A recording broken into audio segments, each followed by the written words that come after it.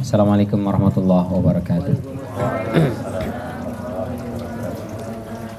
Alhamdulillah wassalatu wassalamu ala Rasulillah wa ala alihi wa ashabihi wa mawala la haula wa la quwata illa billah.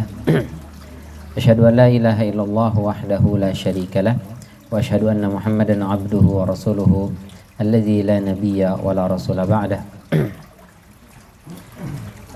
Laqad qala Allah ta'ala fi kitabihil karim ba'da a'udzu billahi minasy syaithanir rajim ya ayyuhalladzina amanu taqullaha haqqa tuqatih wa la tamutunna illa wa antum muslimun. Amma ba'd fa inna asdaqal hadithi kitabullah wa khairal hadi hadi Muhammadin sallallahu alaihi wasallam. Allahumma akhrijna min dhulumatil waham waftah lana abwabal ilm wa akrimna binuril faham wa sahhil akhlaqana bil hilm. Allahumma yassir wa la tu'assir fa inna taysira kulli 'asirin yassirun 'alaik. Rabbana zidna 'ilman warzuqna fahman walhiqna bisalihin birahmatika ya arhamar rahimin. Bapak-bapak yang dirahmati Allah serta anak-anak santriku yang dimuliakan oleh Allah Subhanahu wa taala, di kesempatan malam yang mulia ini kita skip sebentar kajian surat An-Nasnya. Kita pindah ke keutamaan awal Zulhijjah dan juga fikih yang berkaitan dengan fikih kurban. Kemarin Kemenag sudah mengumumkan bahwa di Indonesia itu berbeda dengan di Saudi. Tanggal 1-nya malam ini, berarti lebarannya tanggal 10 di Indonesia. Nah, kalau di Saudi tanggal 9, wukufnya berarti hari Jumat. Di Indonesia puasa Arafahnya yang ikut pemerintah tentu hari Sabtu. Udah selesai orang wukuf, kita masih puasa.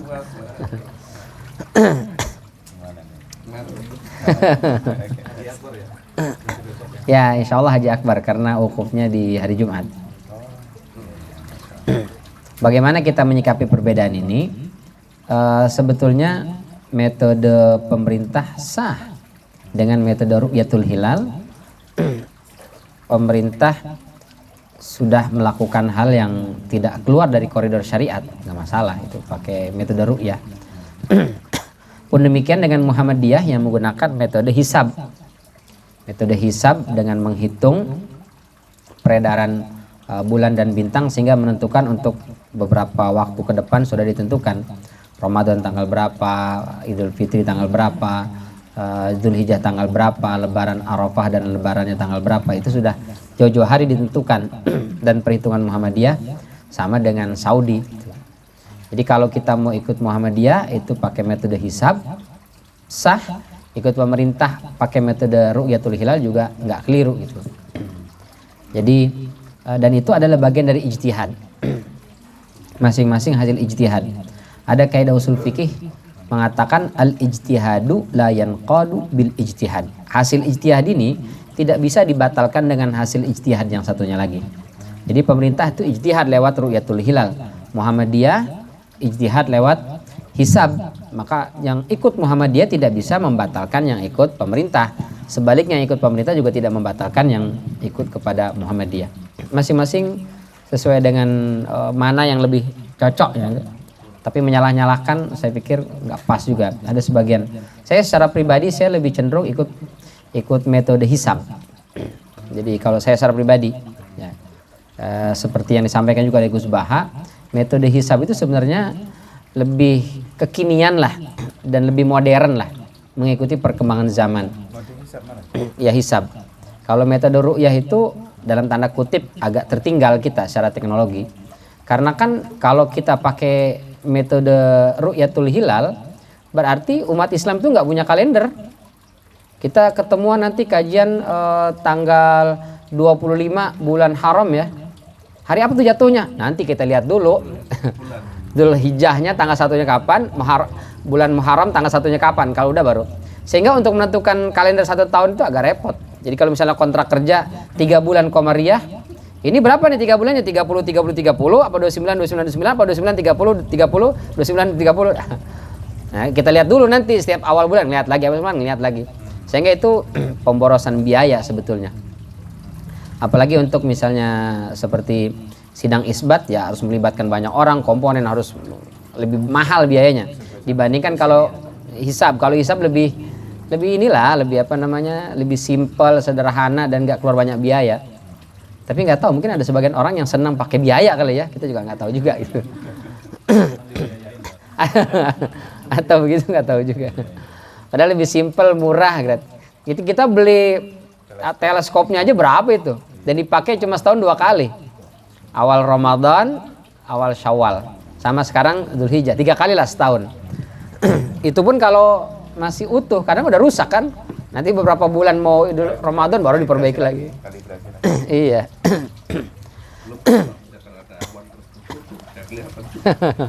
Makan dia kan disebar di 80 titik. Jadi banyak memang. Itu karenanya modalnya juga jadi banyak gitu, karena banyak titik itu. Padahal kata Gus Baha, metode hisab itu kan jangankan cuma nentuin tanggal 1 ya. Nentuin terjadinya gerhana matahari, gerhana bulan aja itu sangat akurat. Jam sekian akan terjadi gerhana matahari dengan masa sekian, lewat sekian detik, sekian menit, itu sangat detail gitu.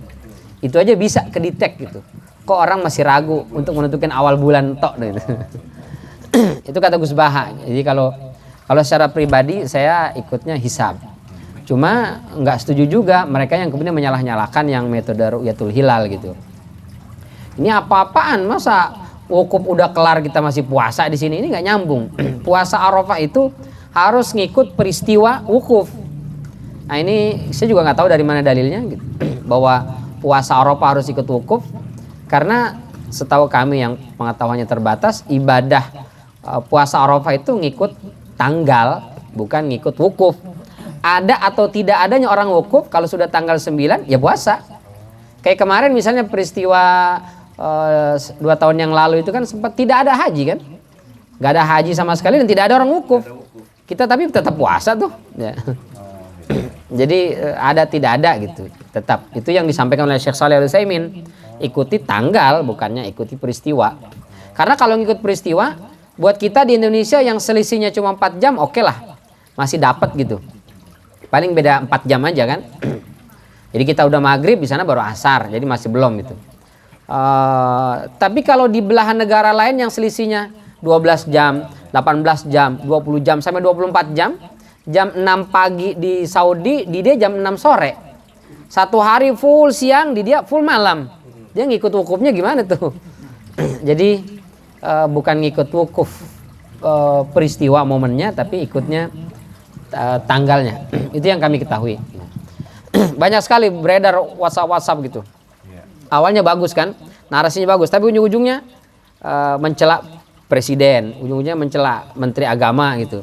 Jadi bukan lagi yang dikedepankan masalah ilmu, tapi sudah kelihatannya nafsu ya, hawa nafsu, sentimen politik lah segala macam. Nah, saya kira itu buat kita yang pelajar nggak begitu lagi lah. Saya berbeda dengan pemerintah, ya sudah selesai. Saya ikut Muhammadiyah misalnya. Pakai metode hisab karena menurut kami pertimbangannya A, B, C, D, F, G. Tanpa harus menjelek-jelekan Yakult, menjelek-jelekan Pak Jokowi misalnya kan. Nah itu sebagai pembelajar thalibul ilmu kayaknya kurang pas gitu. Jadi terlepas perbedaan yang terjadi, jadi kalau misalnya ada masjid duluan Idul Adha hari Sabtu nggak masalah. Kalau masjid ada yang dulu belakangan hari Ahad Idul Adhanya juga nggak masalah. Meskipun kita sebagai rakyat jelata berharapnya ke depan sih pemerintah berusaha untuk bareng lah gitu. Mau yang barangnya ke hilal atau barangnya ke hisab gitu. Karena itu lebih aman, lebih menenteramkan, terutama buat ibu-ibu yang masak kan. Ibu-ibu udah masak, katanya lebarannya diundur katanya. Ini ketupatnya jadi bagaimana nih katanya. Enggak lah, itu ibu aman ya insyaallah ya. Terlepas dari kontroversi itu, bahwasanya awal Dzulhijjah ini itu merupakan momentum yang tidak boleh kita sia-siakan. Di antaranya karena ini memang bulan-bulan haram ya, arba'atun hurum. Apa saja itu? Dzulqa'dah, Dzulhijjah, Muharram, satu lagi Rajab. Jadi ada 4 bulan yang merupakan bulan-bulan haram. Jadi Dzulhijjah ini merupakan bulan haram. Dan tidak hanya bulan haram, kata Rasul sallallahu alaihi wasallam, "Ma min ayyamin al-amalu salihu fihinna ahabbu ilallah min hadhil ayyam." Tidak ada hari-hari di mana ketika kita melakukan amal soleh itu lebih dicintai oleh Allah melebihi amal soleh yang kita lakukan di hari-hari ini. Apa hari-hari ini? Maksudnya yakni ayyamul ashr, hari yang 10. Lalu sahabat bertanya, "Ya Rasulullah, walal jihadu fisabilillah?" Bagaimana kalau dibandingkan dengan jihad fisabilillah? Kata Rasulullah, "Walal jihadu fisabilillah." Bahkan dibandingkan dengan jihad di jalan Allah, amal soleh yang kita kerjakan di 10 hari ini itu lebih mulia. Illa rajulun kharaja bi nafsihi wa malihi wa lam yarji' minhu bi syai'. Kecuali orang berangkat menuju medan pertempuran bawa harta, bawa nyawa, pulang cuma tinggal nama. Jadi dia terbunuh di medan pertempuran, syahid itu di sana, itu baru setara. Jadi amal soleh yang kita lakukan di 10 hari ini itu setara dengan orang yang terbunuh di medan pertempuran, mati syahid. Luar biasa tuh. Nah, ayyamul ashr itu apa? Hari yang 10 itu apa? Allah sebutkan dalam surat Al-Fajr itu, wal fajri walayalin ashr, demi fajar dan demi malam yang 10. Apa yang dimaksud dengan malam yang 10? Pertama, kata Syekh Shalih Al-Utsaimin, malam disebut oleh Al-Quran itu bisa saja maknanya siang dan malam. Jadi kayak kita nginep di hotel, nginep semalam, itu malamnya toh apa sama siangnya? Sama siangnya kan? Nggak mungkin datang maghrib, subuh kalau nggak keluar diusir kan? Nggak mungkin. Masuknya pasti habis zuhur, keluarnya nanti zuhur besoknya gitu. Jadi meskipun kita bilang saya nginep semalam, nginep 2 malam, tapi siangnya include di sana gitu. Nah ini sama juga Allah sebutkan walayalin ashr. Kata Syekh Shalih Al-Utsaimin, maksudnya itu adalah siang dan malam, 10 jumlahnya. Berarti 10 hari siang dan malam. Nah 10 hari itu yang mana? Kata Imam Mujahid dan juga Ibnu Abbas, itu maksudnya adalah 10 hari terakhir Ramadan. Malam 21, 22, atau hari ke-21, 22, 23, 24, 25, 26, 27, 28, 29, 30. Hari 10 terakhir Ramadan. Kata Ibnu Abbas di riwayat yang berbeda, beliau mengatakan atau maknanya 10 hari pertama Dzulhijjah. Jadi yang benar yang mana nih? 10 hari terakhir Ramadan apa 10 hari pertama Dzulhijjah? Dua-duanya benar. Jadi nilai 10 hari Dzulhijjah itu sama dengan 10 hari terakhir Ramadan. Sama nilainya. Sehingga kalau kemarin kita nggak sempat beribadah di 10 hari terakhir Ramadan, saya udah niat banget itikaf Ustadz. Pokoknya Lebaran tahun ini tuh bener-bener dimanfaatkan 10 terakhir untuk ibadah kepada Allah Subhanahu wa taala. Udah disiapin buat itikaf, buat puasa segala macam, udah disiapin segala lengkap Ustadz. Tiba-tiba Pak Jokowi ngumumin libur diperpanjang. Akhirnya pulang kampung saya Ustadz. Pulang kampung, nggak taunya ada kebijakan one way. Itu macetnya parah, 2 hari habis perjalanan Ustadz. Begitu sampai di kampung, mau itikaf bingung, orang-orang nggak ada yang itikaf. Akhirnya datang ke rumah Bu Le, Pak Le, ke rumah Pak Ci, Mak Ci, Onde, Mande, semuanya itu. Sampai Lebaran selesai, nggak ada itikaf Ustadz. Aduh, gagal total itikafnya. Nah, nggak usah khawatir, masih ada 10 Dzulhijjah. Kemarin kita gagal 10 terakhir Ramadan, kejar di 10 malam pertama 10 hari pertama Dzulhijjah. Itu sama, setara nilai ibadahnya. Luar biasa tuh. Bedanya kata Syekh Abdurrahman As-Sa'di, sebagaimana juga disampaikan oleh Ibnu Taimiyah, bedanya kalau 10 hari terakhir Ramadan itu lebih mulia malamnya dibandingkan siangnya. Jadi 10 malam terakhir Ramadan lebih mulia daripada 10 malam pertama Dzulhijjah. Tapi kalau siang itu lebih utama 10 Dzulhijjah. Siang hari di bulan Dzulhijjah itu lebih utama dibandingkan siang hari di 10 terakhir Ramadan. Jadi 10 terakhir Ramadan itu malamnya yang the best. Kalau 10 Dzulhijjah justru siangnya. Luar biasa tuh. Kenapa? Karena 10 terakhir Ramadan, kenapa dia mulia? Ada Lailatul Qadar. Lailatul Qadar itu malam, berarti malam-malamnya yang mulia. Sementara 10 Dzulhijjah ini kenapa dia mulia? Ada wukuf di Arafah. Wukuf itu siang hari kan? Maka siangnya jadi mulia. Itu saking baiknya Allah sama kita tuh. Jadi kemarin di bulan Ramadan kita dimotivasi untuk menghidupkan malam-malamnya. Ada yang Ustadz saya nggak pulang kampung tapi juga nggak sanggup itikaf, nggak sanggup qiyamul lail. Kenapa? Kerja Ustadz itu boro-boro qiyamul lail. Tarawih aja mata ngantuk banget ngantuk. Apalagi kalau imam agak panjang bacanya. Ya Allah. Ini imam kenapa demen banget sih milih ayat yang panjang-panjang. Habis selesai tarawih langsung tepar Ustadz. Bangun-bangun udah sahur. Nggak ada qiyamul lail. Nggak dapat juga tuh 10 hari terakhir Ramadan. Nah kata Allah, sekarang nih aku sediakan untukmu kejar 10 hari pertama Dzulhijjah bukan malam hari, siang. Jadi kalau kemarin nggak dapat 10 terakhir Ramadan karena ketiduran, sekarang nggak ada alasan nggak dapat 10 hari pertama Dzulhijjah. Itu baik banget Allah tuh ya. Dikasih 10 terakhir Ramadan nggak dapat, oke 10 hari pertama Dzulhijjah. Kemarin kenapa nggak dapat 10 terakhir Ramadan? Pulang kampung. Sekarang nggak mungkin pulang kampung 10 Dzulhijjah. Atau ada yang pulang kampung? Kayaknya enggak lah ya. Idul Adha makanya nggak pulang lah. Kemarin ngantuk, sekarang siang. Masa ngantuk juga siang kebangetan ya? Itu saking Allah tuh pingin kita tuh dapat pahala yang banyak gitu. Saking Allah tuh pengen, jadi kalau saya sering membahasakan ya, Allah itu pengen banget kita masuk surga gitu.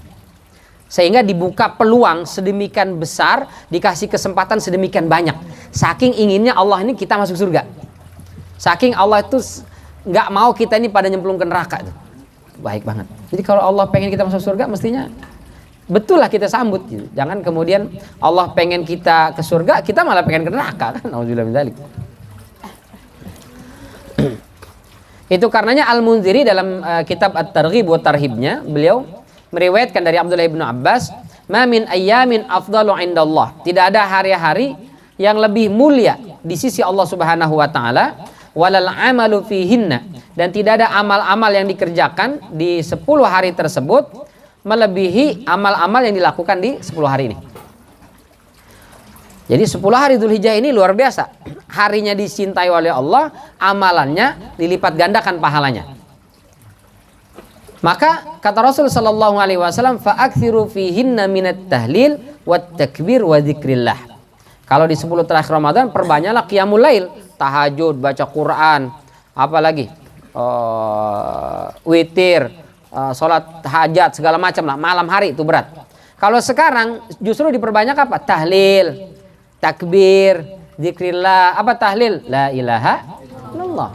Apalagi takbir, Allahu akbar, Allahu akbar, Allahu akbar. Dzikrillah, semua zikrullah. Subhanallah, alhamdulillah, wala ilaha illallah, wallahu akbar, wala haula wala quwata illa billah, hasbiyallahu ni'mal wakil, ni'mal maula, wa ni'man nasir, astagfirullahalazim. Pokoknya semua lafaz Allah tersebut di dalamnya itu masuk zikrullah. Lebih mudah, lebih ringan ya dibandingkan kemarin mesti nginep di masjid, dingin-dingin, bangun ngantuk-ngantuk segala macam. Sekarang nggak perlu. Cukup baca tahlil, takbir, zikrillah. Insyaallah. Atau kalau mau lebih, wa inna siyama yaumi minha yu'dalu bi siyami sanah. Puasa sehari saja di 10 hari Dzulhijjah ini itu setara dengan puasa setahun full. Oh, dahsyat tuh. Siapa yang sanggup puasa setahun full? Boro-boro setahun puasa Syawal aja yang 6 hari boncos. Udah niat banget Ustaz, udah sahur saya. Tiba-tiba ada halal bihalal. Nggak datang, nggak enak.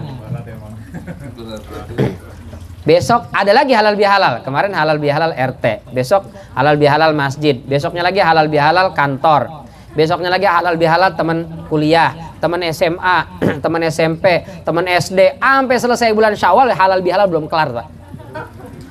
Masya Allah, luar biasa. Akhirnya boncos itu 6 hari ya. Dan lagian boleh nggak kita puasa setahun? Wisol namanya. Di puasa hari ini, besok lagi puasa terus sampai setahun full. Boleh apa enggak tuh? Nggak boleh ya. Jadi ada sahabat datang, ya Rasul, saya bisa puasa setiap hari. Kata Rasul, jangan. Senin Kemis saja, Senin Kemis. Senin Kemis, saya masih sanggup. Lebih dari itu. Waalaikumsalam warahmatullahi wabarakatuh. Saya masih sanggup lebih dari itu ya Rasulullah. Ya udah tambah dengan ayamal bid. Senin, Selasa, sepekan 2 kali, kali 4, 8. Ayamal bid 3, jadi 11. Bisa saya 11 hari. Kata Rasulullah, ya udah 11 hari. Saya bisa lebih dari itu ya Rasul. Oh, dahsyat ya. Jadi kalau sebulan 30 hari, 11 puasa, berarti kan 19 nggak puasa. Kata dia, saya masih bisa lebih dari itu. Ya udah kalau begitu silakan puasa Daud. Hari ini puasa, besok enggak. Besoknya lagi puasa, begitu selang-seling. Jadi kalau sebulan 30 hari berarti 15 hari puasa, 15 hari off gitu. Tapi Daud ini puasa aja ya. Sholat mah enggak ada. Jangan ente kenapa? Subuh enggak nongol, zuhur ada, asar ngilang. Sholat Daud Ustad. Enggak ada itu. Adanya puasa. Ada salat Daud tapi qiyamul lail. Jadi tidur lalu bangun salat, tidur lagi, salat lagi, tidur lagi, salat lagi. Begitu ada qiyamul lail. Tapi kalau puasa yang wajib nggak ada lah ya. Tapi kata sahabat ini, saya sanggup bahkan lebih dari itu ya Rasul. Dari puasa Daud pun lebih sanggup saya. Kata Rasulullah, enggak. Maksimal puasa Daud, udah mentok. Nggak boleh lebih dari itu lagi. Luar biasa ya. Jadi hukum asalnya nggak boleh. Tapi ternyata ada yang melakukan puasa wisol setahun full. Siapa itu? Diantaranya adalah ibunda Aisyah radhiyallahu anha. Bunda Aisyah itu puasa 1 tahun full. Ramadan, selesai Ramadan, Idul Fitri nggak puasa dong, Idul Fitri. Tanggal 1 Syawal udah puasa tuh sampai selesai bulan Syawal. Masuk Dzulqa'dah puasa, masuk Dzulhijjah 1 2 3 4 5 6 7 8 9 puasa. Tanggal 10 nggak puasa, 11, 12, 13 hari tasyrik nggak puasa. Tanggal 14 puasa lagi.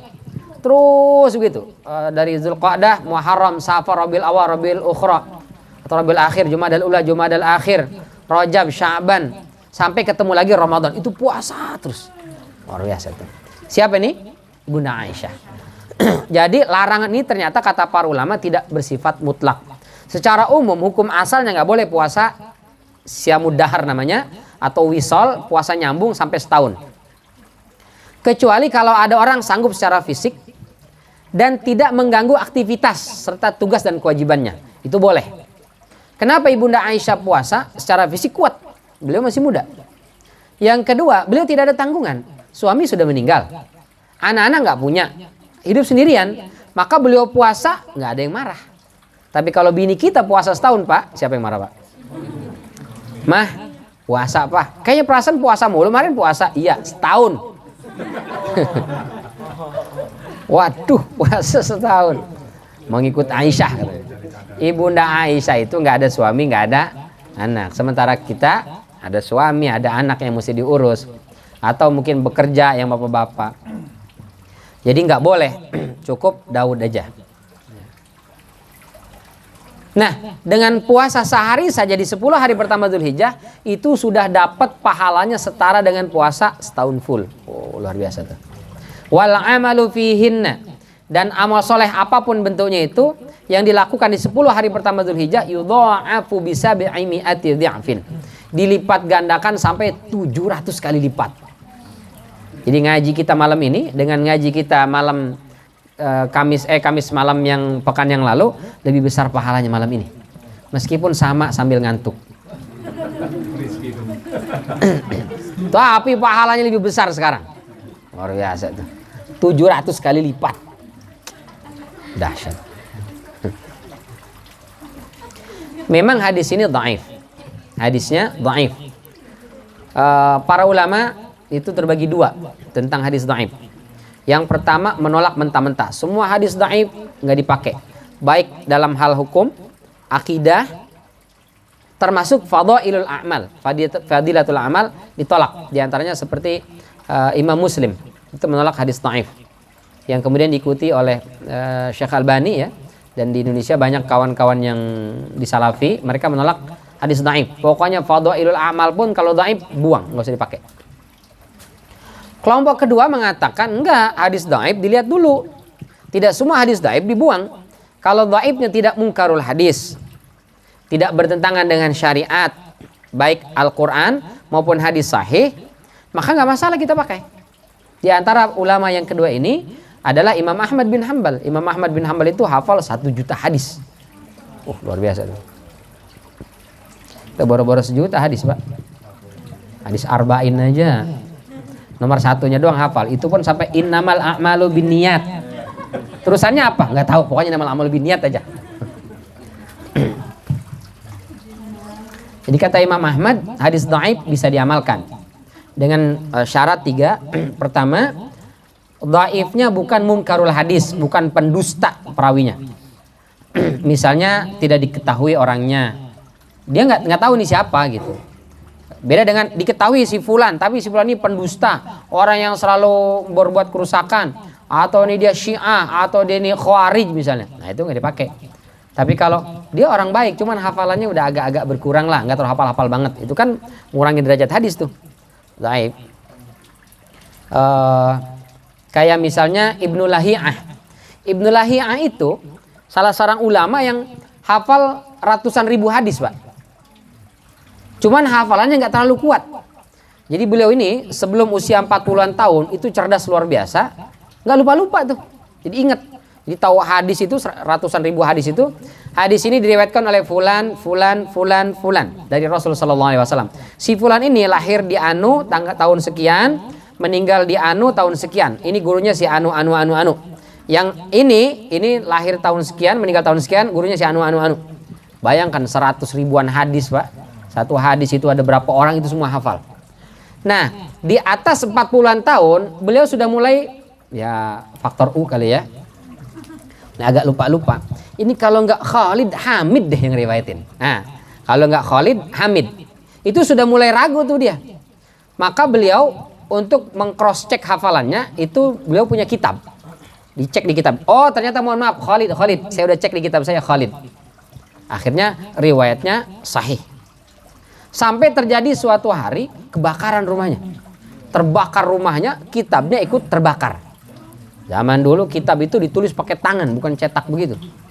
Jadi kalau kitab itu mau nyalin kitab, nulis pakai tangan, Pak. Kalau sekarang kan beli aja cetakannya banyak, kebakaran beli aja. Bahkan kalau nggak punya duit beli, download. Banyak banget itu. Zaman itu belum ada. Sehingga setelah peristiwa kebakaran itu beliau nggak bisa lagi meng-cross check. Maka kata para ulama, hadis yang diriwayatkan Ibnu Lahiyah sebelum peristiwa terbakar rumahnya semuanya sahih. Tapi hadis yang diriwayatkan oleh beliau setelah peristiwa terbakar rumahnya dhaif. Coba lihat tuh. Dahsyat luar biasa ya. Ulama hadis tuh untuk memverifikasi hadis tuh sedemikian dahsyat. Kalau kita nih riwayat kita dhaif semua udah. Tapi meski begitu banyak yang nolak hadis dhaif, dia sendiri dhaif banget. Ini hadis dhaif buang. Emang dhaifnya kenapa? Pokoknya dhaif aja. Lihat dulu dhaifnya kenapa. Maka mempelajari hadis dhaif saja itu. Wah, itu butuh waktu yang nggak sebentar itu ya. Nah, kata Imam Ahmad, berarti kalau dhaifnya itu tidak munkarul hadis, itu masih diterima riwayatnya. Bisa dijadikan sebagai pedoman untuk fadhailul amal. Yang kedua, tidak bertentangan dengan Al-Quran atau hadis sahih. Yang ketiga, ini diaminkan juga oleh Ibnu Hajar, ketika mengamalkan hadis dhaif, jangan meyakini Rasul mengerjakan atau mengatakan dengan keyakinan 100%. Karena hadisnya dhaif. Jadi keyakinannya 50% lah. 60%, tapi jangan 100%. Karena dhaif, kemungkinan betul Rasul yang berbicara, ada kemungkinan juga keliru gitu. Apalagi kalau itu berbicara tentang keutamaan amal dari segi pahala. Jadi pahalanya sekian, pahalanya sekian, pahalanya sekian. Kenapa? Karena kata Imam Ahmad bin Hanbal, Allah itu bisa saja memberikan pahala atas ibadah kecil dengan ganjaran yang berlipat-lipat. Sah saja. Sehingga kalau puasa sehari di bulan Dzulhijjah ini setara dengan setahun, sah-sah saja. Allah maha mampu, maha sanggup. Orang puasa Arafah bisa menggugurkan dosa setahun ke belakang, setahun ke depan kok. Nggak ada masalah. Gitu. Jadi meskipun dhaif bisa kita jadikan sebagai sandaran. Baik. Jadi kesimpulannya puasa sehari saja di bulan Dzulhijjah ini pahalanya bisa setara dengan setahun. Atau amal soleh yang kita kerjakan di 10 hari Dzulhijjah ini itu dilipat gandakan sampai 700 kali lipat. Kalau di luar Dzulhijjah berapa Ustaz? 10 kali lipat. Kita buka dalam surat Al-An'am, man jaa'a bil hasanati falahu asyru amsalihha.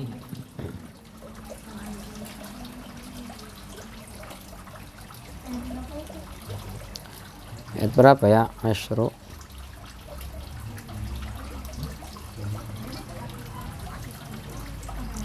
160 kali ya? 160.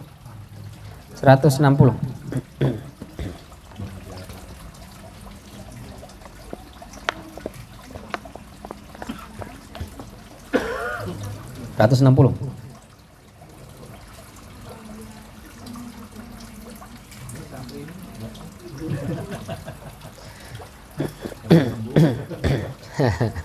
Seger mukanya, udah seger deh ya. Dari ketemu silakan. Udah. Boleh baca.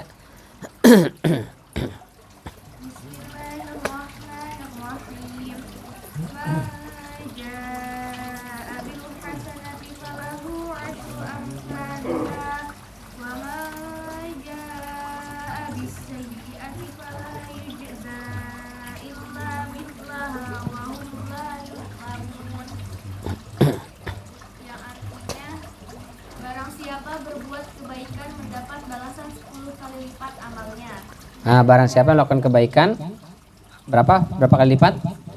10, dapat 10. Terus dan barang siapa berbuat kejahatan dibalas seimbang dengan kejahatannya. Mereka sedikit pun tidak dirugikan gitu. nah, berarti kalau dosa 1 aja. Kalau kebaikan sampai 10. Itu kalau di waktu-waktu normal. Nah, sekarang ini waktu luar biasa, waktu spesial, waktu ideal, itu 1 amalan bisa sampai 700 kali lipat. Jadi kalau kita pikir-pikir ya, masuk surga itu nggak perlu modal banyak ternyata. Karena sedikit saja diganjarnya besar. Sementara untuk masuk neraka itu kudu banyak modal. Karena 1 dosa, 1 kemaksiatan, 1 aja dosanya. Jadi kalau dia punya 1000 dosa, ya 1000 maksiat dia kerjakan. Sementara untuk amal kebaikan, 1 amal aja bisa 700. 10 melakukan kebaikan aja 7.000 ya. 10 amal nih, 10 hari nih, 10 hari Dzulhijjah kita melakukan 10 amal, udah 70.000 itu. Sementara dosa butuh 70.000 dosa. Berarti kalau mau masuk neraka itu bener emang banyak banget dia dosanya. Modalnya gede. Dan memang iya ya, untuk melakukan dosa itu butuh modal. Orang mau berzina butuh modal. Orang mau mabok butuh modal. Meskipun kemarin apa? Yang Halloween itu ya. Cukup dengan nama Muhammad sama Maria datang, gratis katanya. Wah, itu pelecehan benar itu. Nama yang kita muliakan digratisin anggur, minum mabok-mabokan ya. Wah, itu benar-benar dah. Alhamdulillah ditutup ya. Saib. Jadi apa amal soleh yang bisa kita lakukan di 10 hari pertama Dzulhijjah ini? Yang pertama adalah puasa. Hadisnya riwayat Abu Daud. Abu Daud tidak mengomentari hadis ini. Tapi kata beliau pernah menulis surat kepada penduduk Mekah, kullu ma sakattu anhu fahuwa saleh. Setiap hadis yang tidak aku komentari, maka hadis itu berarti saleh, berarti sahih hadisnya. Ini an ba'di azwajin Nabi sallallahu alaihi wasallam, dari beberapa istri Rasul sallallahu alaihi wasallam. Sebagian ulama mengatakan maksudnya adalah Ibunda Aisyah.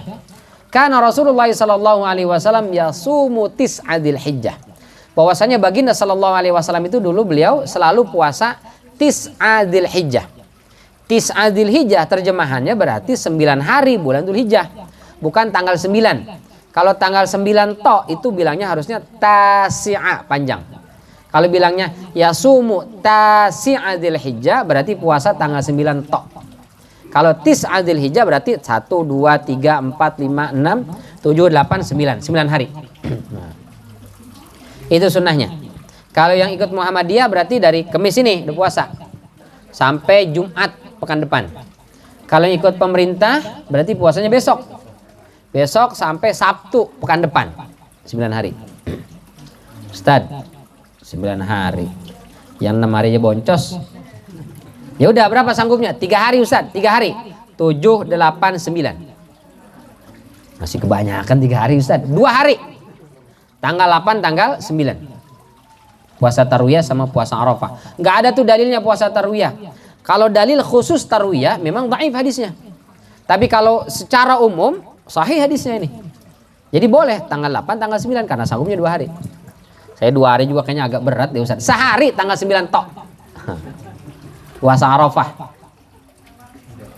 Nggak bisa juga. Kalau nggak bisa juga puasanya hari Idul Adha. Dari subuh sampai kelar salat Idul Adha tuh. 3 jam paling ya. Subuh jam 5 kelar, jam 5, jam 6, jam 7, jam 8 udah kelar salat Idul Adha. 3 jam. Silakan puasa. Nggak bisa juga kebangetan. Jadi kita pengen surganya idealis tapi ibadahnya minimalis. Kita kejar lah ya, kita upayakan. Ustaz, selain puasa ada nggak amalan yang lain? Ada. Yang kedua adalah takbir dan zikir. Takbiran itu kata Ibnu Abbas ketika menafsirkan surat Al-Hajj 28 dan Al-Baqarah 203. Kita buka Al-Hajj ayat 28. Wadhkurullaha fi ayyamin ma'lumat.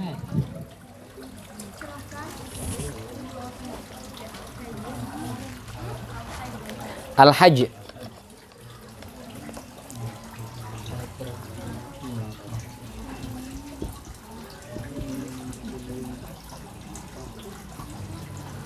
Wadhkurullaha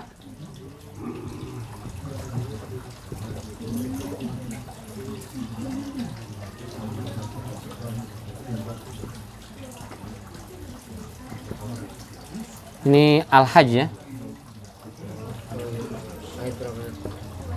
Ayat 28. Yang kedua fi ayyamin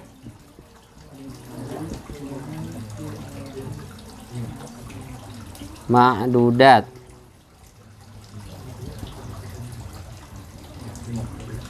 Ini Al-Baqarah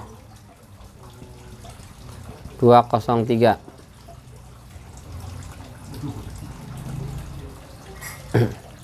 Al-Hajj 28 dan Al-Baqarah 23. Ya, yang Al-Hajj dulu silakan dibaca.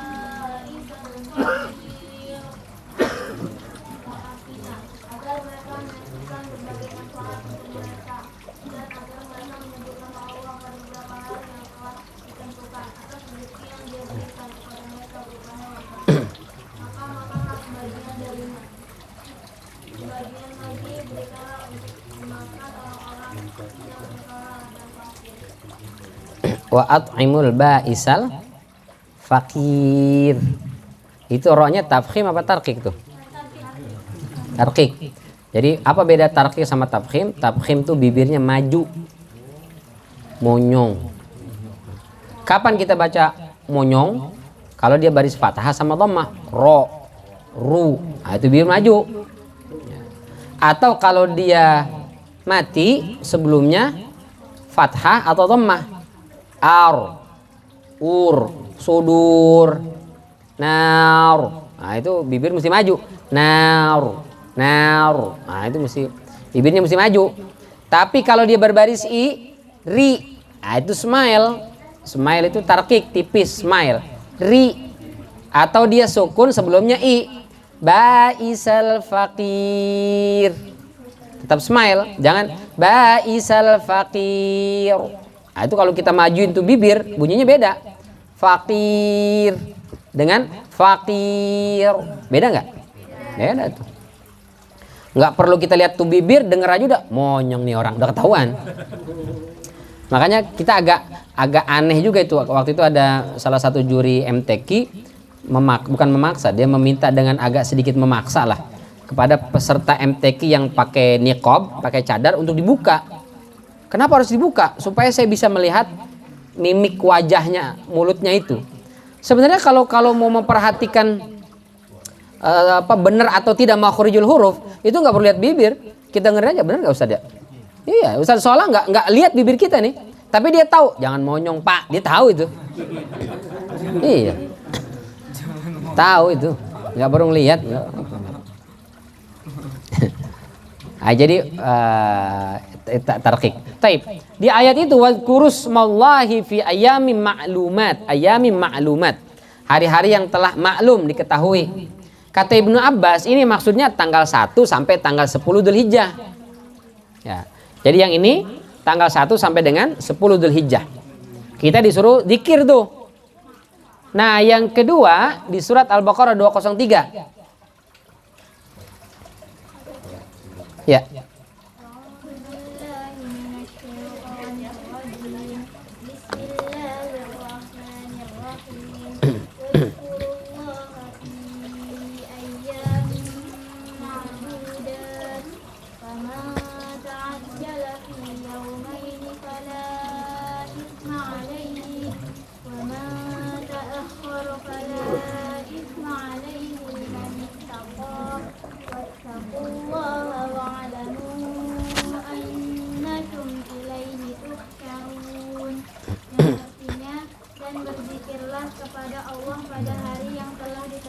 Nah, hari yang telah ditentukan. Terus? Barang siapa mempercepat meninggalkan Mina setelah 2 hari, maka tidak ada dosa baginya. Ini nafar awal kalau yang haji kan ada nafar awal, nafar tsani. Berarti tanggal 12, jadi 10, 11, 12 pulang. Biasanya mungkin ada urusan, mungkin saya izin kantor cutinya terbatas Ustaz. Harus cepat-cepat pulang duluan misalnya. Itu bisa. Terus? Nah, atau nafar tadi nafar awal, yang kedua nafar tsani. Nah, nafar awal berarti tanggal 12 sudah cabut. Nah, nafar tsani 13, tanggal 13. Enggak ada dosa, boleh. Terus? Yakni bagi orang yang bertakwa dan bertakwalah kepada Allah dan ketahuilah bahwa kamu akan dikumpulkannya. Nah, di ayat ini kata Allah, sebutlah nama Allah, zikir kepada Allah itu fi ayyami ma'dudat. Kata Ibnu Abbas, makna ayyami ma'dudat itu hari tasyrik 11, 12, 13.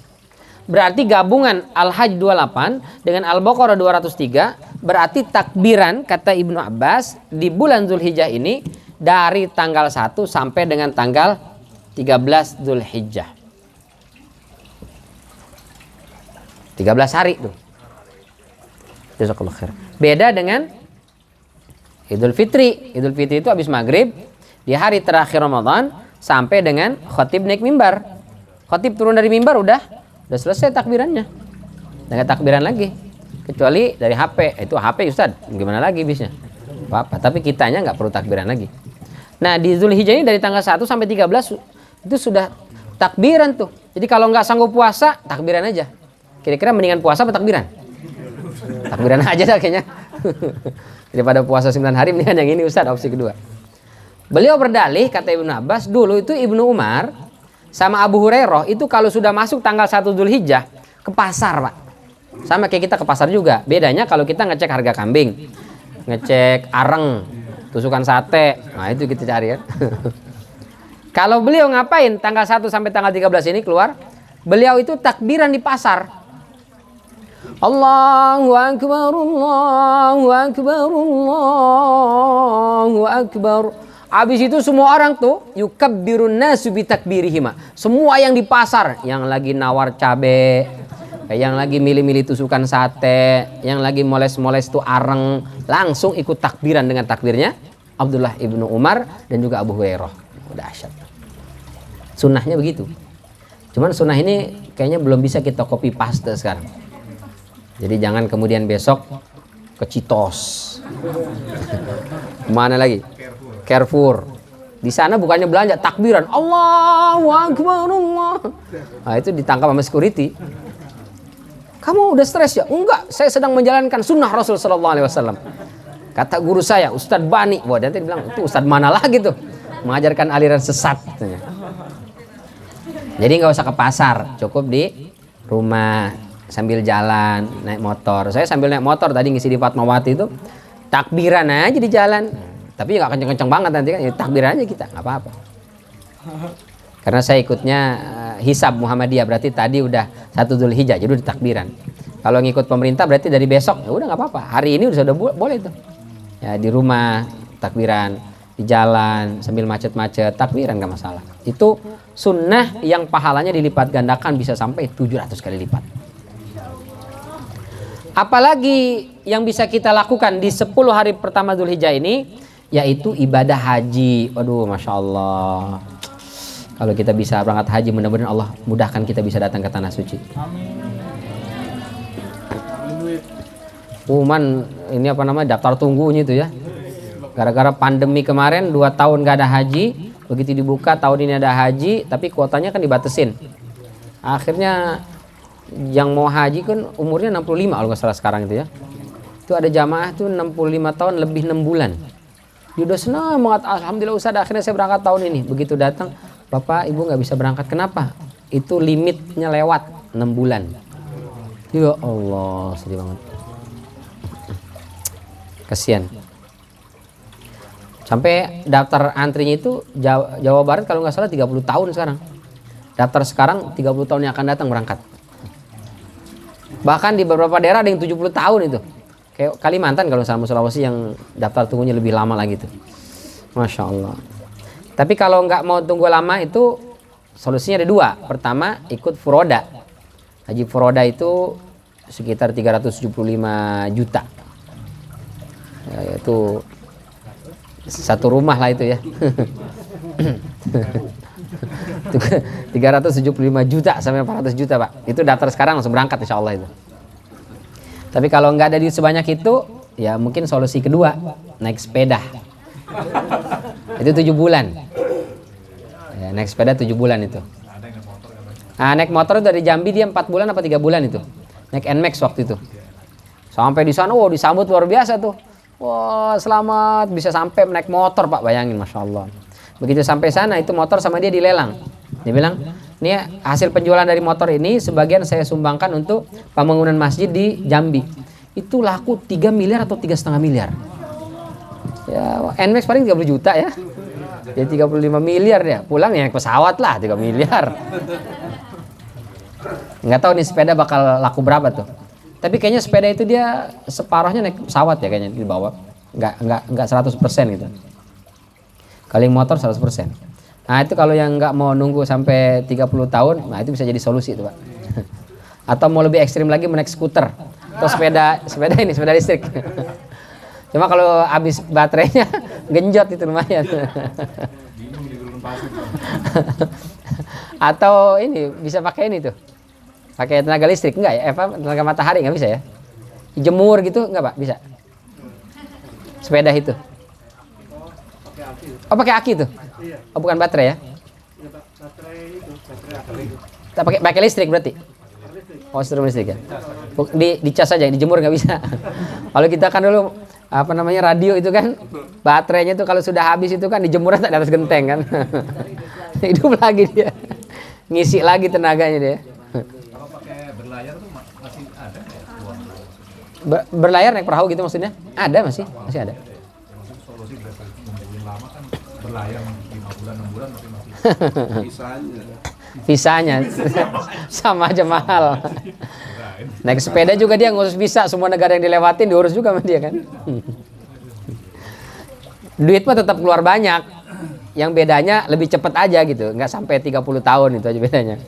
Tapi tetap dia bayar, visa itu mahal juga sama. Apalagi kalau kita lewat beberapa negara, lewat darat misalnya, ya kita harus visa on arrival-nya negara, ada berapa negara nih? Misalnya lewat 7 negara, ya 7 negara itu kita harus urus visanya misalnya. Ya kayaknya repot Ustaz kalau begitu caranya. Ya udah kalau begitu kita nunggu Allah panggil aja dah. Karena kalau Allah sudah punya mau, nggak ada yang bisa ngalangi kan. Kang Emil tuh kayaknya sih nggak ada cita-cita rencana tahun ini berangkat haji. Tapi setelah kejadian kemarin Eril meninggal itu, Masya Allah ya, diundang tuh sama pemerintah Saudi untuk haji ke sana. Masya Allah, kita nggak pernah tahu tuh apa tuh amalan tuh anak tuh ya. Meninggal tapi Masya Allah kebaikannya nggak berhenti tuh, nggak putus-putus itu. Masya Allah luar biasa. Memang kita ini penting punya amalan tersembunyi itu. Jadi ketika kita meninggal itu kebaikannya nggak berhenti gitu. Itu biasanya orang yang punya amalan disembunyikan itu rata-rata begitu. Meskipun sudah meninggal itu kebaikannya nggak putus-putus, itu ada terus. Tapi kalau amalannya diperlihatkan, belum mati aja udah habis itu orang ngomongin. Itu haji dan umroh. Yang berikutnya adalah amalan sunnah lainnya, sholat, puasa, zakat, ngaji. Zakat, iya zakat kalau jatuh tempo. Ngaji, baca Quran, berbakti sama orang tua, birrul walidain, berbakti ke suami, berbuat baik kepada keluarga. Semua itu termasuk amalan-amalan yang akan dilipat gandakan pahalanya. Yang terakhir adalah kurban. Nah ini dia. Jadi kurban adalah ibadah yang sangat dianjurkan dan ditekankan dilaksanakan di bulan Dzulhijjah ini. Apa itu kurban? Kurban secara bahasa dari kata qarraba yuqarribu kurbanan, artinya mendekat. Semua usaha ikhtiar mendekatkan diri kita kepada Allah dengan sholat, puasa, zakat, mengeluarkan harta, menyembelih itu masuk kategori kurban. Dalam Al-Quran kita temukan kata kurban ini misalnya di surat Al-Maidah ayat 27. Kita baca. Surat Al-Maidah ayat 27.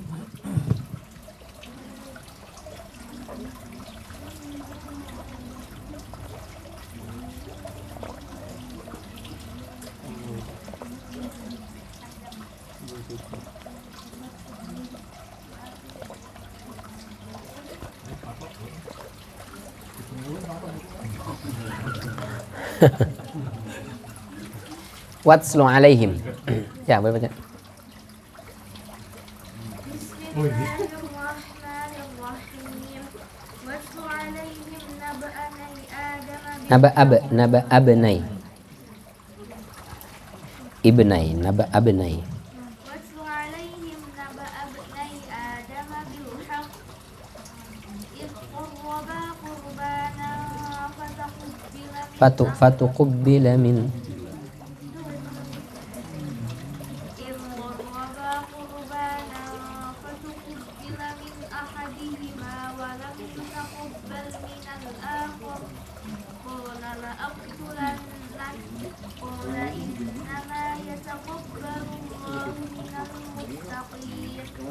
artinya dan ceritakanlah Muhammad yang sebenarnya kepada mereka tentang kisah kedua putra Adam. Ketika keduanya mempersembahkan kurban, maka kurban salah seorang dari mereka berdua atau Habil diterima dan dari yang lain Qabil tidak diterima. Dia Qabil berkata, sungguh aku pasti membunuhmu. Dia Habil berkata, sesungguhnya Allah hanya menerima amal dari orang yang bertakwa. Kata Allah, ceritakan kisah dua anak Nabi Adam. Jadi Nabi Adam alaihissalam, Allah karuniakan anak itu kembar, laki perempuan, sepasang. Disebutkan di Ibnu Katsir dari Israiliyat itu namanya satu Qabil, satu lagi Habil. Qabil dengan kembarannya cewek, Habil dengan kembarannya cewek. Di dunia waktu itu manusia cuma berenam. Nabi Adam, Ibunda Siti Hawa, Qabil kembarannya, Habil kembarannya, 6 orang aja. Sementara manusia ini harus menikah supaya ada keturunan, manusia tidak punah. Nah waktu itu karena cuma berenam, jadi nggak ada besan. Mau besan ke siapa? Nggak ada orang di dunia itu, cuma mereka berenam. Akhirnya bagaimana mereka menikah? Disyariatkanlah mereka nikah dengan sesama saudara. Cuma ada istilah penyimpangan Mendel dalam ilmu biologi itu. Maka incest apa incest bilang itu, menikah dengan sekandung itu nggak boleh. Karena kromosomnya itu terjadi penyimpangan sehingga besar kemungkinan anak yang lahir cacat. Maka itu diharamkan nikah dengan saudara kandung. Cuma di zaman Nabi Adam nggak ada pilihan karena memang cuma itu manusia. Maka untuk menghindari itu nikahnya silang. Qabil menikahi kembarannya Habil, Habil menikahi kembarannya Qabil, gitu. Diceritakan qadarullah kembarannya Qabil lebih cantik dibandingkan kembarannya Habil. Nah, laki-laki Pak dari dulu sampai hari kiamat itu konsisten dengan satu hal, nyari bini yang cantik. Kita lebih konsisten dibandingkan perempuan kan? Perempuan ketika masih muda dicari laki-laki yang dewasa. Begitu dia sudah dewasa dicari yang mapan. Begitu dia nih perempuan udah mapan dicari yang bertanggung jawab. Jadi nggak konsisten. Yang dewasa, yang mapan apa yang bertanggung jawab nih? Kalau kita laki-laki enggak, masih muda kita cari yang cantik. Kita udah dewasa cari yang cantik. Udah aki-aki pun nyarinya yang cantik. Konsisten kita Pak. Luar biasa.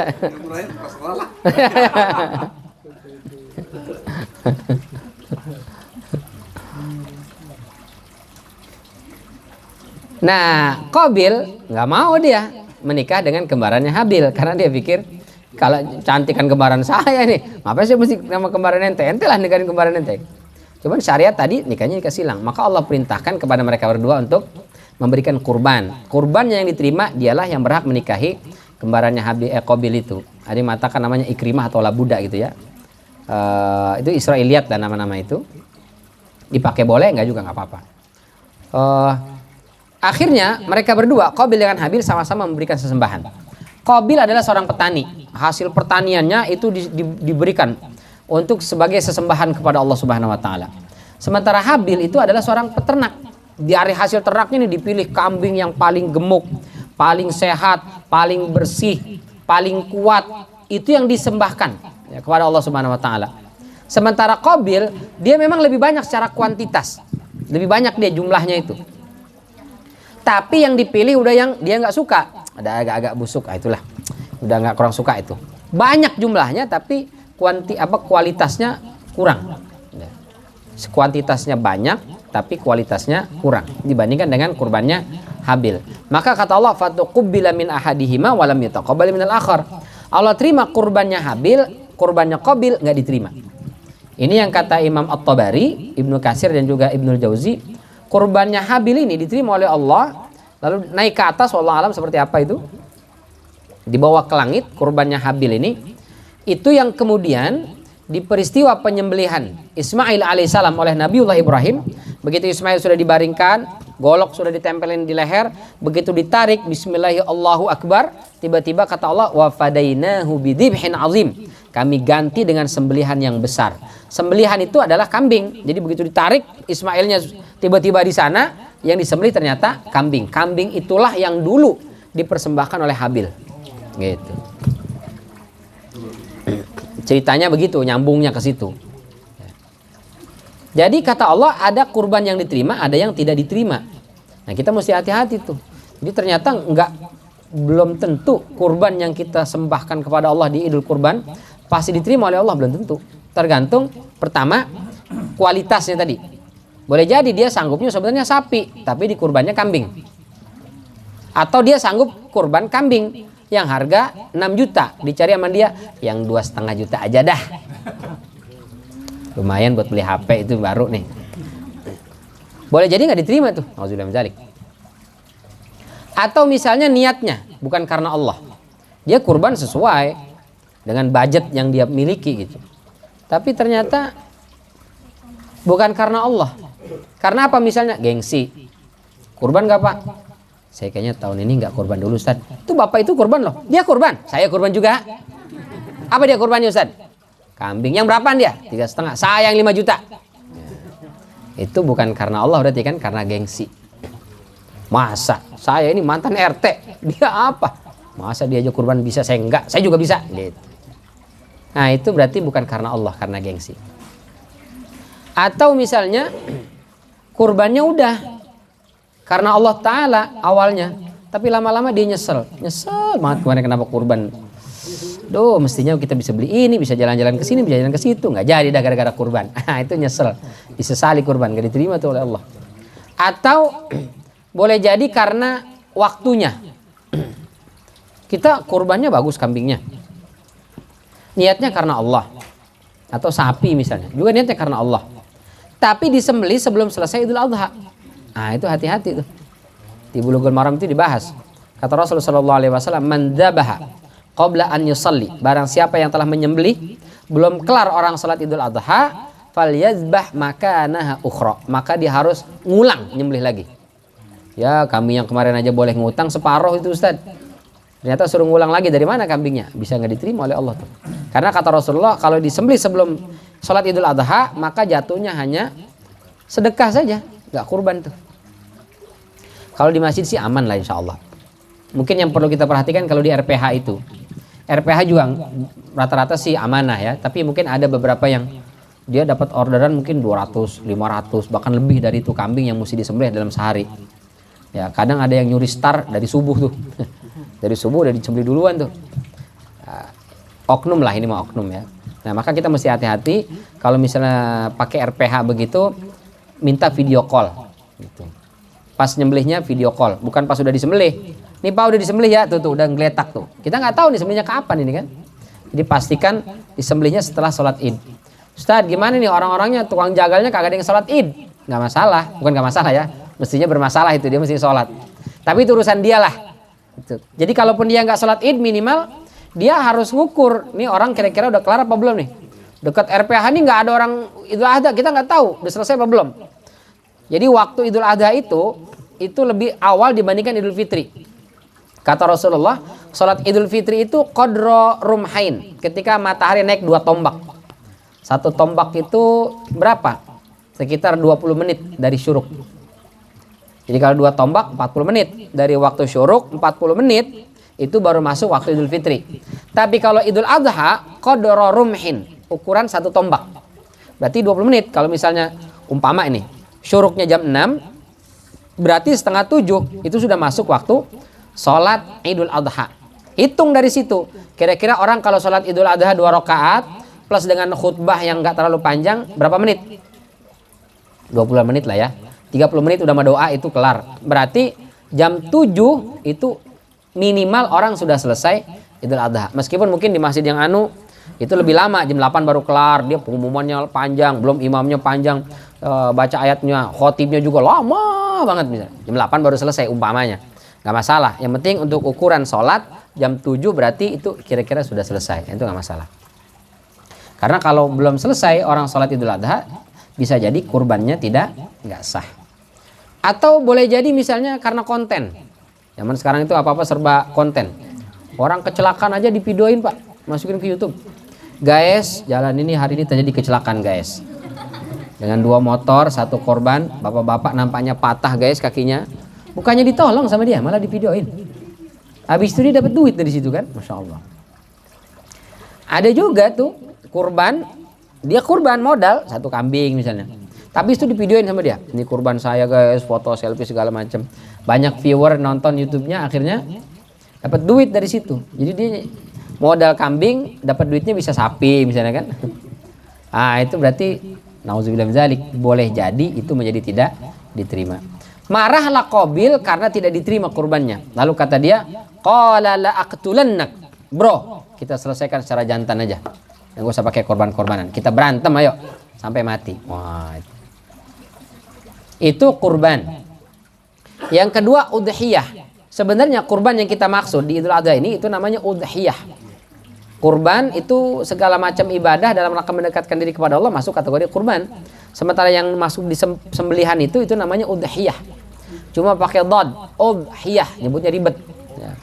Udah kurban aja kurban, Ustaz lebih gampang nyebutnya. Akhirnya jadinya Idul Kurban. Sebenarnya Idul Adha. Sahabat bertanya, "Ya Rasul, ma hadhil adhahi?" Hewan yang kami sembelih ini apa ya Rasul? Kata Rasulullah, "Sunnatu abikum Ibrahim." Dia adalah sunnah Nabi Ibrahim alaihissalam yang kemudian jadi syariat agama ini. Qalu wa ma lana fiha ya Rasulullah. Kami dapat apa dari kurban yang kami kurbankan? Kata Rasulullah, likulli sya'ratin hasanah. Setiap helai rambut atau bulu dari hewan yang kau sembelih, maka itu ada pahala kebaikan. Masya Allah. Jadi kalau pengen tahu berapa Ustaz pahala yang saya dapat dengan berkurban, hitung aja berapa banyak bulunya itu. Lalu sahabat bertanya, fasuf ya Rasulullah. Terus kalau kita kurbannya domba bagaimana itu? Domba kan banyak banget kulit itu, bulunya itu. Kata Rasulullah, bikulli sya'ratin minas sufi hasanah. Setiap helai rambut dari hewan kambing atau domba itu ada pahala kebaikan. Masya Allah. Tapi ini maksudnya pahala sebagai gambaran aja, kiasan menunjukkan betapa banyak pahala yang dapat. Ya. Bukan berarti kemudian setelah ini nggak ada yang mau kurban sapi. Kenapa Pak nggak mau kurban sapi? Dikit bulunya Ustad. Pahalanya dikit. Jarang-jarang. Baik, kita masuk ke hukumnya. Kurban ini apa sih hukumnya? Allah Subhanahu wa taala mengatakan fasalli li rabbika wanhar. Salatlah untuk Tuhanmu dan berkorbanlah dalam surat An-Nasr ya. Idza ja'a nasrullahi wal fath. Surat apa? Al-Kautsar. Inna a'tainakal kautsar fasalli li rabbika wanhar. Inna syani'aka huwal abtar. Itu fiilnya fiil amr, kata kerja bentuk perintah. Sebagian ulama mengatakan perintah itu wajib. Di antaranya Abu Hanifah, Imam Al-Lais, Imam Al-Auza'i, itu hukumnya wajib.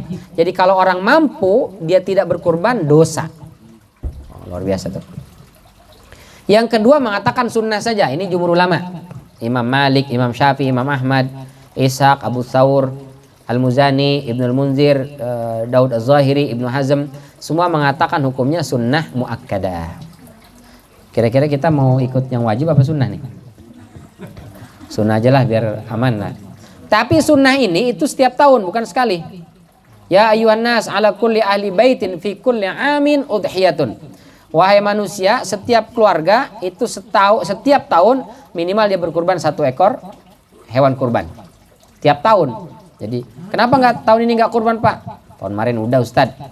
Masa tiap tahun kurban? Emang tiap tahun. Selama kita mampu.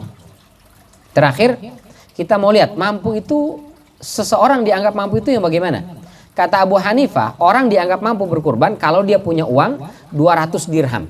Kalau kita pakai kurs 11 ribuan misalnya, ya itu sekitar 595 gram perak lah ya, kali 11 ribuan sekitar 6.500.000. Jadi kalau kita punya duit di rekening ada saldo 6.500.000, itu di luar dari kebutuhan pokok, maka kata Abu Hanifah masuk kategori wajib. Ustadz, di saldo saya sih nggak ada segitu. Berapa? Adanya 1,5 Ustadz. Di dompet? Nah kalau di dompet ada. Sama wajib juga. Kena. Berarti kategori mampu. Yang kedua, menurut Imam Malik, kalau kata Imam Malik, seseorang punya duit seharga hewan kurban. Berapa kambing misalnya 4 juta. Saya ada duit 4 juta Ustadz. Ya udah kurban. Masalahnya duit 4 juta ini buat kebutuhan saya 1 tahun Ustadz. Jadi kalau saya kurban, nanti setahun hidup saya bagaimana? Kata Imam Malik, ente harus kurban. Ente sudah masuk kategori mampu. Nanti sisanya bagaimana? Allah yang akan ganti. Oh luar biasa tuh. Kalau kata Imam Syafi'i, itu bukan kebutuhan setahun, kebutuhan sebulan aja. Ustadz, saya udah niat banget mau kurban. Ternyata kurban itu tanggal 10 Ustadz. Terus apa masalahnya? Saya punya duit 4 juta, cuman buat kebutuhan bulan Juli. Kalau saya kurban tanggal 10 masih ada 20 hari lagi Ustadz. Dari mana saya duit? Kata Imam Syafi'i, ente harus kurban karena sudah masuk kategori mampu. Bahkan misalnya, Ustadz saya punya duit, sanggup saya kurban sebenarnya. Terus banyak apa sedikit? Banyak duitnya Ustadz.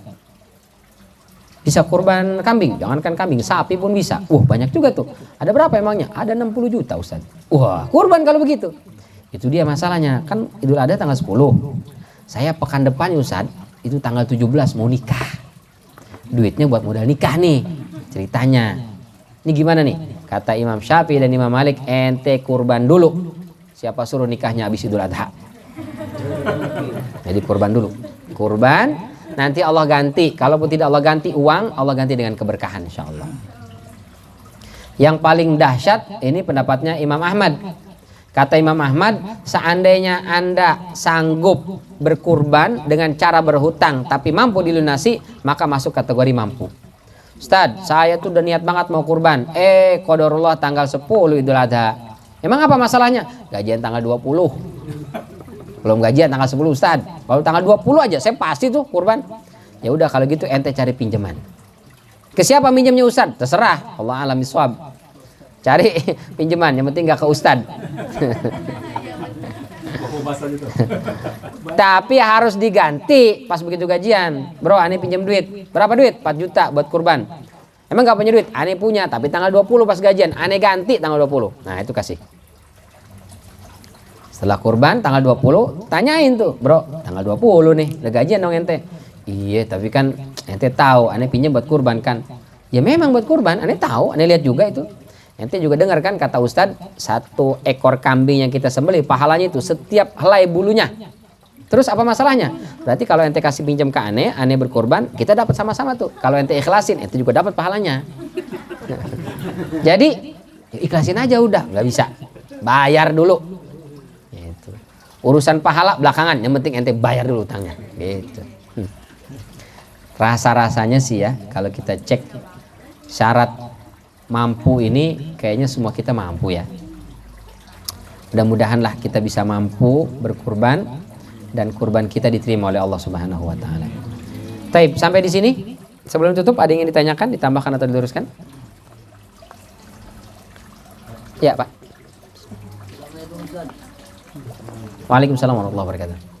Masalah tadi Ustaz menyebut-nyebut sholat sunat suruh habis subuh. Itu jam berapa yang bagus? Sholat sunnah syuruk itu biasanya kalau di masing-masing sudah ada waktunya kan. Itu dia adalah ketika matahari sudah mulai keluar. Jadi warna gelap itu sudah hilang. Itu kisarannya sekitar 1 jam setelah sholat fajar. Jadi kalau jam 5 misalnya ya sekitar jam 6-an. Ya 1 jam 15 menit gitu. Itu waktu syuruk. Tapi sholat sunnah isyrok namanya, sholat sunnahnya isyrok, waktunya syuruk. Itu bukan pas syuruk. Jadi kalau ada masjid itu yang ada jam digitalnya itu, lihat nit misalnya jam 6 lewat 5 menit misalnya waktu syuruk, lihat nit. Itu jangan pas itu. Justru sholatnya sekitar 10 menit atau 15 menit setelahnya. Karena kalau pas syuruk justru haram. Ya, itu justru haram karena dia sama dengan nyembah matahari. Itu kan kalau di masjid bunyi itu setelah 5:30 lewat 5. Kalau jam 6 pas boleh, ya itu jam 6 pas. Jangan pas bunyinya pokoknya. Jadi kalau misalnya sekarang subuhnya misalnya jam 4:30 lewat azannya ya. Jam 4:30 lewat 18 ya. 38 ya, 38 sekarang. 42. Berarti ya betul 5:30 lewat. Itu jam 6 kurang sudah masuk waktu syuruk. Ya sekitar 1 jam 1/4 lah. Itu waktu syuruk. Tapi sholat sunnahnya itu justru setelah 15 menit atau 10 menit berlalu itu. Iya, jadi jangan pas dia bunyinya itu. Jadi kadang-kadang anak-anak banyak yang ini naik gunung dia ngejar sunrise. Oh, itu hati-hati justru ngejar-ngejar matahari itu, bukannya ngejar subuh dia. Kadang-kadang subuh pun enggak. Ya. Itu bahkan di Mekah itu ada juga tuh naik ke Gua Hira, naiknya dari jam 3. Jadi pengen melihat sunrise dari Gua Hira. Subuh enggak, jadi turun udah jam 7 udah terang gitu. Nah, ini keliru ya. Itu ya, Pak. Allah a'lam bishawab. Tanya lagi? Ya. Kalau kan terkait kalau orang yang melakukan amal baik di bulan-bulan haram itu didapatkan menjadi 700 kali lipat. Nah, bagaimana dengan orang yang berbuat maksiat atau dosa itu apakah didapatkan juga apakah di bulan-bulan haram? Iya, Ibnu Rajab Al-Hambali mengatakan dosa yang dilakukan di bulan haram itu dilipat gandakan juga dosanya. Cuman tidak disebutkan sampai berapa kali lipat. Ya, cuman di kata Ibnu Rajab sebagaimana kebaikan dilipat gandakan sampai 700 kali lipat, maka dosa pun dilipat gandakan. Tapi lipat gandakannya nggak terlalu banyak deh.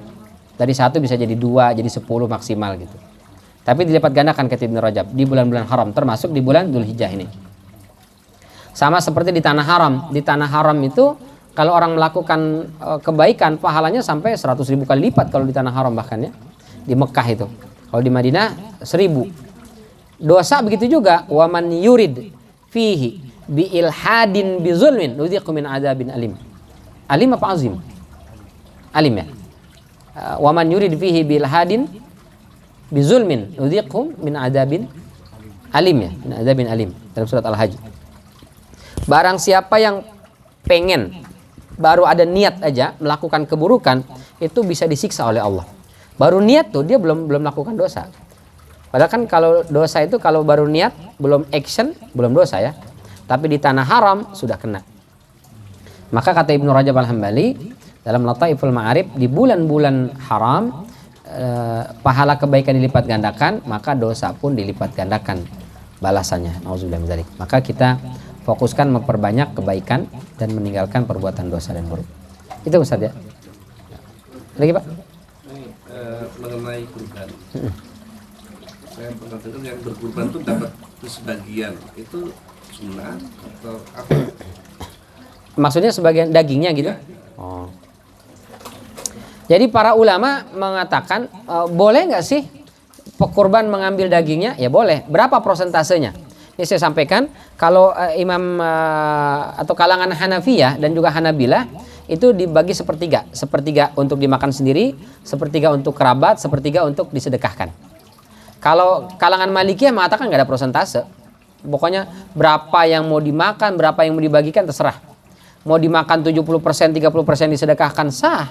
Yang dimakan 30%, 70% disedekahkan juga sah. Kalau Imam Syafi'i mengatakan semua disedekahkan kecuali tabarrukan aja istilahnya. Jadi hukum asalnya disedekahkan semua, cuma buat supaya dapat berkah biasanya ngambil kakinya kan, kakinya doang gitu atau sebagian sekilo nggak masalah. Nggak ngambil pun sah, kata Imam Syafi'i boleh.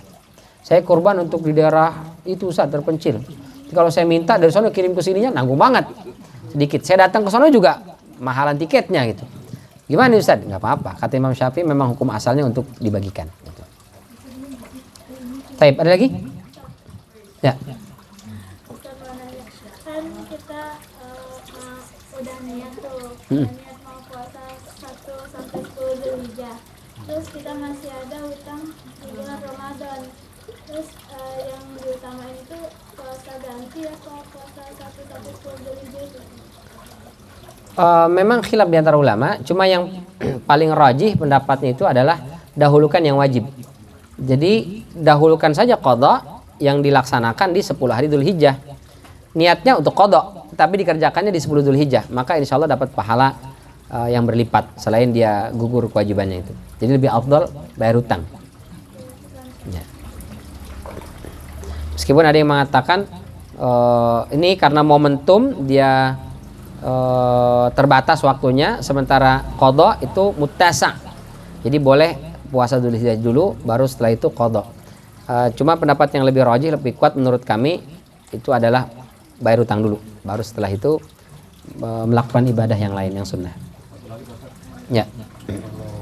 Kurban diniatkan buat orang tua yang sudah meninggal. Kalau orang tuanya sempat berwasiat sebelum meninggal, itu menjadi wajib. Ahlul waris itu harus berkurban untuk yang sudah meninggal. Tapi kalau tidak berwasiat, maka hukumnya menjadi boleh, bukan wajib. Mau berkurban untuk yang meninggal boleh, sah. Enggak pun enggak apa-apa. Insya Allah dapat, karena anak, setiap amal ibadah yang dilakukan oleh anak, insya Allah pahalanya jadi pasif income untuk orang tua juga dapat gitu. Selama sudah diakikahkan. Kalau belum diakikahkan itu masuk rekening, nggak bisa gesek tuh. Cek saldo sih banyak, ini ngapa dipakai belanja kagak bisa. Ditarik ATM kagak keluar tuh duit gitu, karena belum diakikahkan. Nah, itu. Tergadai istilahnya. Murtahanun bi aqiqatihi. Apa? Di blok ya.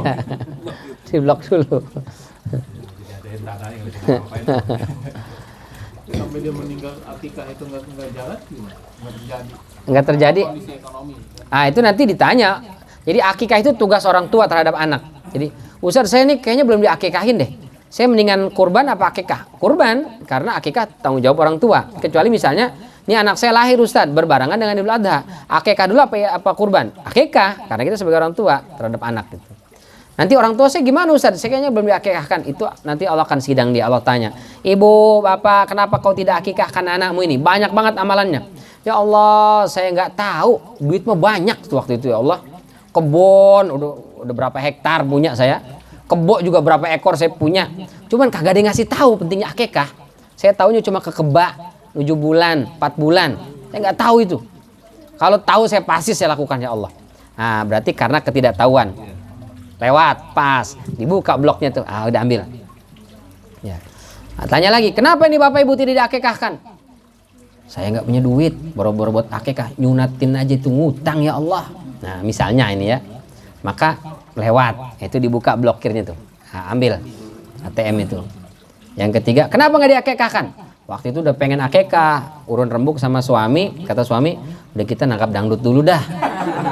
Nah, akhirnya nangkap dangdut, setelah itu nggak ada lagi duitnya ya Allah. Nah, ini yang bermasalah. Apalagi ada ruatan apa segala macam itu ya. Apa ruat atau apa nama istilahnya? Ya, jadi lahir itu dia bayar ini, bayar itu, apa wayang kulit apa segala macam lah itu buat keberkahannya. Akikahnya malah enggak gitu. Padahal habis duit lebih dari 10 juta itu. Ini yang mesti kita luruskan. Jadi akikah itu penting. Lebih penting daripada 7 bulan. Ada 7 bulan. Habis banyak duit. Akikah enggak. Ini juga keliru.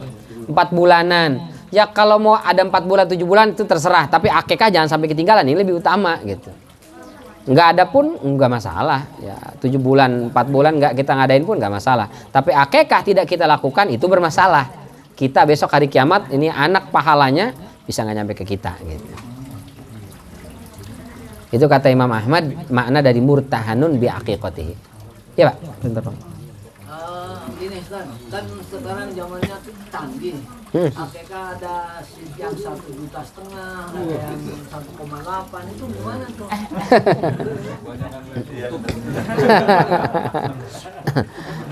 Ya berarti menyesuaikan dengan budget kantong Pak. Jadi kalau harganya misalnya 2 juta berarti kambingnya lebih gede. Kalau harganya 1,5 ya berarti agak kurus-kurus bin ceking gitu aja. Jadi kadar dagingnya lebih sedikit gitu. Ya tinggal kita sesuai dengan budget. Saya sih duit sanggup Ustadz beli yang 2 jutaan 1 ekornya. Cuman kan akikah itu nanti ada nyewa tenda juga Ustadz, terus juga beli kue-kue juga, beli buah juga. Kayaknya kalau habis di kambing semua kayaknya nanti nggak ada buahnya. Masa kambing doang, ini nggak ada aku acan nggak ada, duitnya habis udah buat kambing kan itu. Akhirnya kita pilih yang harga lebih murah, itu boleh, sah, nggak masalah. Tapi kalau duitnya banyak, dia pilih yang kecil kurus bin ceking, itu yang bermasalah. Gitu ya Pak. Kita kan nggak tahu kambingnya kambing bocah. Ya biar aman sih, kalau saya sih akikah saya datengin itu pas nyembelih itu, saya datengin, jadi saya ngeliat, saya menyaksikan langsung pas disembelih itu yang afdal. Kalau misalnya nggak sanggup, nggak nyampe, ya udah minta divideoin aja kayak tadi itu. Tolong videoin, jangan foto. Kalau foto kan tahu-tahu udah mati aja tuh. Nah kita nggak tahu, videoin biar kita ngeliat, divideoin, disembelih. Nah, nanti disebut ini untuk akikah nama siapa anaknya gitu. Nah itu lebih afdal biasanya. Ya. Lanjutannya Pak. Iya, iya. Nah soalnya memang jadi rancu. Jadi akikah itu sebetulnya yang kambingnya sendiri atau makanannya. Maksudnya? Karena yang itu dijadiin makanan. Ya, jadi bedanya kurban dengan akikah itu sama-sama disedekahkan. Kambingnya itu. Bedanya kalau kurban dikasih ke mustahik atau dikasih ke orang yang menerima dalam bentuk mentah. Kalau akikah diberikan ke orang dalam bentuk mateng, itu bedanya. Nah, matengnya mau kita masak sendiri silahkan, mau jasa lewat orang lain boleh. Gitu. Kalau saya sih kebetulan nggak bisa masak Pak, daging itu. Kalaupun bisa masak kebanyakan, jadi saya pesen udah jadi tuh catering itu dibagikan. Itu karena akikah itu memang dibagikan bentuk matang. Sementara daging kurban itu diberikan mentahnya. Maka ada ayamut tasyrik. Tasyrik secara bahasa artinya jemur. Apa yang dijemur? Daging. Kalau udah matang dikasihnya apa yang mau dijemur? Nah, gitu. Hari tasyrik itu biar mereka dapat daging disimpan di kulkas, nanti diangetin lagi atau dimasak lagi. Hari tanggal 11, 12, 13 dia masih ada daging yang dimasak gitu. Maka disebut tasyrik. Gitu. Karena memang dikasihnya dalam bentuk mentah dia. Jadi panitia kurban nggak boleh. Sekarang kita baginya biar lebih keren. Udah matang aja bagaimana? Nggak boleh justru. Beda dengan akikah. Kalau akikah mau sate, apa sop, apa gimana nih? Nah, itu ya betul. Gulai misalnya gitu. Kalau plus itu tusukan satenya boleh nggak? Apa? Kita bagi tusukan satenya gitu. Maksudnya? Arabnya biar sekalian kalau Oh itu boleh itu. Mentah tapi ini Pak, ini daging kambing, daging sapi. Ah ini tusukan sate Pak. Ah ini arengnya. Wah itu kebetulan memang kita butuh. Nah, soalnya gini, mungkin nggak tahu ya. Kalau dilihat-lihat itu ya, misalkan lah kita ngomong 1,3 sekian kan, kambingnya aja berapa? Belum masaknya, belum terus bumbunya, belum nasinya. Maksud saya apakah jadi kambing itu maknanya jadi gimana gitu? Ya sebenarnya sih nggak apa-apa. Paling dia, kalaupun ada oknum yang nakal, misalnya dikurang-kurangin sama dia, itu urusan dia dengan Allah gitu. Tapi kita memanfaatkan jasa itu nggak masalah sebetulnya. Ya, dia misalnya ada beberapa kawan memang jujur, kenapa bisa harga segini? Ya saya memang kambing itu melihara dari kecil, dia bilang. Saya punya 2 kambing, saya pelihara yang betina dan jantan.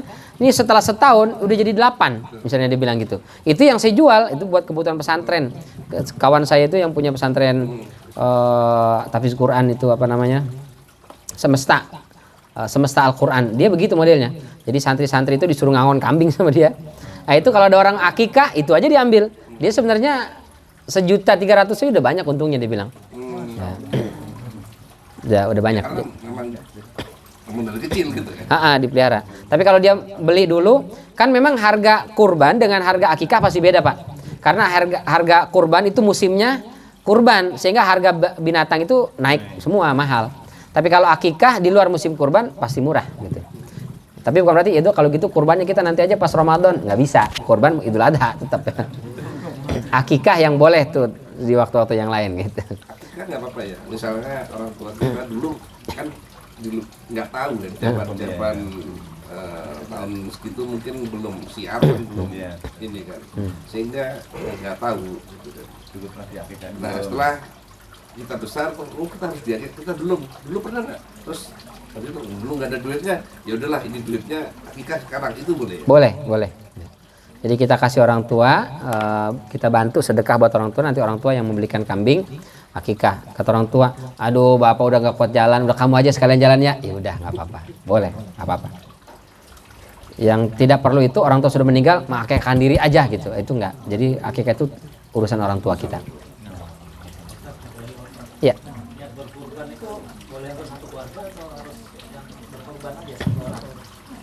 Boleh Pak, Rasulullah itu mengatakan hadza an Muhammadin wa ali Muhammadin wa an ummati Muhammad. Ya Allah, ini kambing kurban atas nama Muhammad, keluarganya Muhammad dan umat Muhammad alladzina lam yudahu, yang belum sempat berkurban. Jadi boleh Pak. Tapi ini bukan berarti jadi dalil saya nggak kurban Ustaz. Kenapa? Udah diwakili nama Rasul. Nah, itu kebangetan. Jadi boleh kita niatnya aja, tapi ya Allah ini kurban atas saya, atas nama saya, pahalanya untuk keluarga, anak, istri gitu, boleh. Tapi ditulis namanya nggak perlu. Ini kambing 1 ekor namanya ada 10, ini banyak banget nih. Gitu. 1 orang aja perwakilan. Gitu. Tapi pahalanya untuk keluarga, insya Allah. Iya Pak.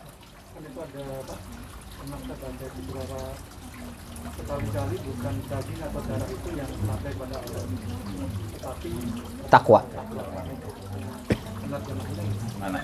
Itu yang saya sampaikan tadi, tidak berarti kurban kita pasti diterima gitu. Karena yang diterima oleh Allah itu bukan dagingnya itu. Innama yanaluhut taqwa, yang dari sini itu. Maka saya bilang tadi, kenapa kita mesti hati-hati misalnya tidak sesuai dengan syariat, atau misalnya niatnya bukan karena Allah, karena gengsi tadi itu. Meskipun kurbannya dengan sapi dengan harga yang mahal, limosin misalnya, sendiri, bukan 7 orang dia sendiri, tapi boleh jadi tidak diterima oleh Allah. Karena boleh jadi dia kurban itu supaya besok ketika ada pemilihan lurah dia yang dipilih misalnya kan. Berarti kan punya motif tertentu. Nah, itu jadi nggak diterima. Maka tadi fatuqubila min ahadihima wa lam yutaqabbal minal akhar. Kenapa kurbannya Habil diterima, Qabil tidak diterima? Masalahnya di sini. Itu ya Pak. Wallahu taala alam bisawab. Cukup barangkali? Ya, mudah-mudahan Allah mampukan kita semua sehingga kita bisa berkurban tahun ini, dan mudah-mudahan kurban kita diterima oleh Allah Subhanahu wa taala yang pahalanya insyaallah untuk kita, keluarga kita, sehingga semua kita dimasukkan oleh Allah ke dalam surganya kelak. Amin ya rabbal alamin. Terima kasih atas segala perhatian. Mohon maaf apabila ada kekeliruan dan kekurangan. Kita tutup dengan hamdalah dan kafaratul majlis. Alhamdulillahirabbil alamin. Subhanakallahumma wa bihamdika asyhadu an la ilaha illa anta astaghfiruka wa atubu ilaik. Wabillahi taufiq wal hidayah. Wassalamualaikum warahmatullahi wabarakatuh.